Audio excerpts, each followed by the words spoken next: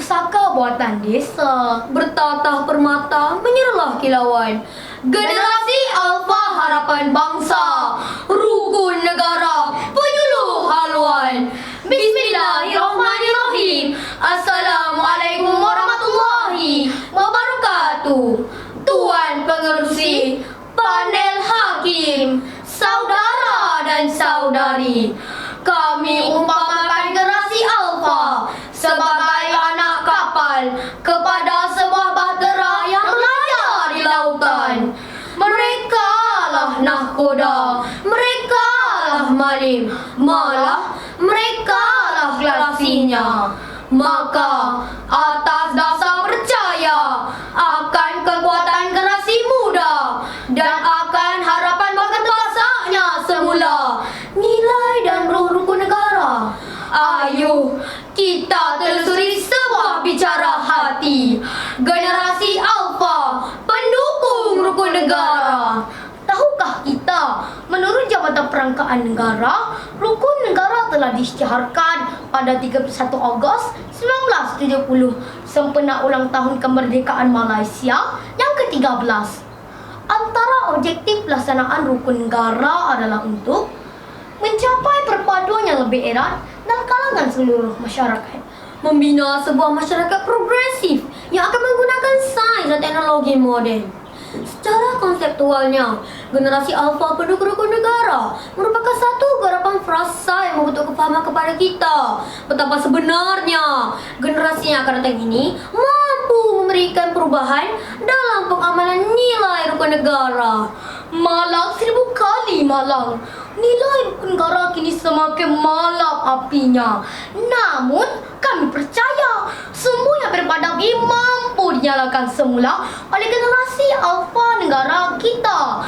Justru izinkan kami menyampaikan pidato ini melalui 3 peranan mereka di atas sebuah bahtera agar pelayaran dapat diteruskan sehingga ke destinasinya. Pertama, nahkoda berjiwa besar meneroka dunia mencabar.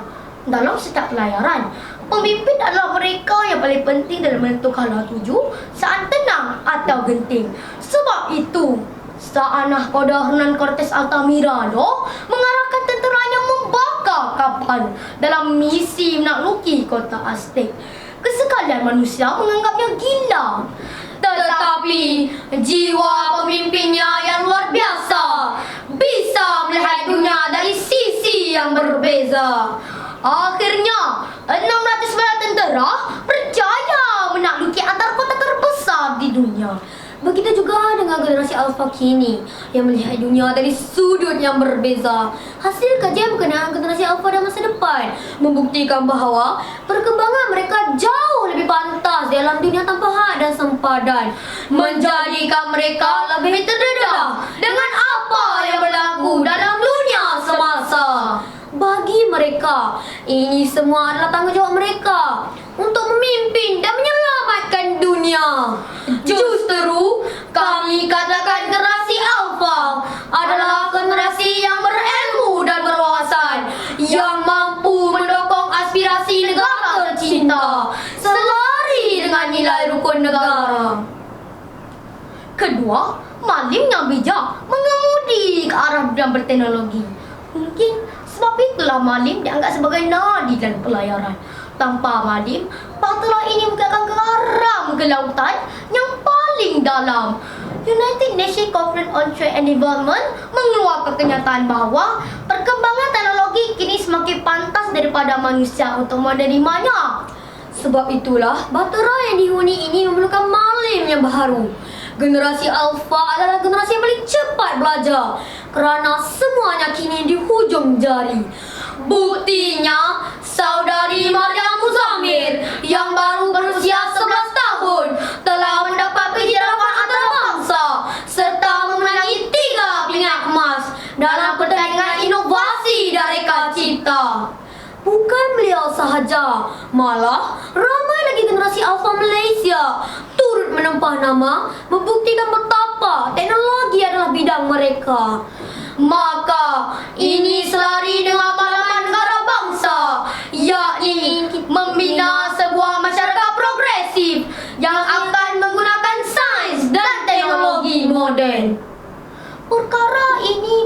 sekadar omong kosong, jauh panggang dari api.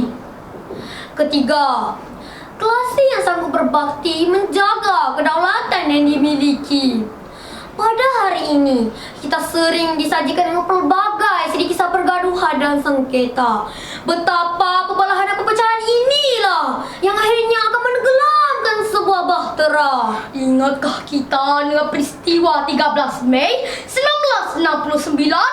Betapa keamanan negara pada ketika itu dirobek dan dikoyak oleh tangan-tangan manusia yang membelot, menginjak kedaulatan negara, seolah-olah kita negara tanpa undang-undang dan rajanya berkuasa. Impaknya, rukun negara telah dikenalkan oleh Seri Paduka Baginda yang di-Pertuan Agong almarhum Tuanku Ismail Nasiruddin Shah ibni almarhum Sultan Zainal Abidin. Namun, angin-angin perkauman tetap dihembus tanpa henti sehingga mencemarkan bahkan kancah politik Ibu Pertiwi. Sehinggalah datang generasi Alpha sebagai penyelamatnya. Generasi Alpha inilah generasi yang menginginkan keamanan dan keharmonian. Percayalah, generasi inilah yang akan menghentikan perbuatan menyalakan api perkauman, menerusi nilai-nilai kemanusiaan. Rukun negara bukan lagi hanya sekadar retorika permainan yang diperjuangkan oleh orang-orang berkepentingan, bahkan meniti bangga di bibir-bibir generasi Alpha yang berjuang. Buat generasi Alpha sekaliannya, ingatlah pesan seorang pendeta lama. Bebanmu akan berat, jiwamu harus kuat, tetapi aku percaya langkahmu akan jaya. Garaplah harapan ini dalam membawa Malaysia menuju ke destinasinya. Sekian, terima kasih.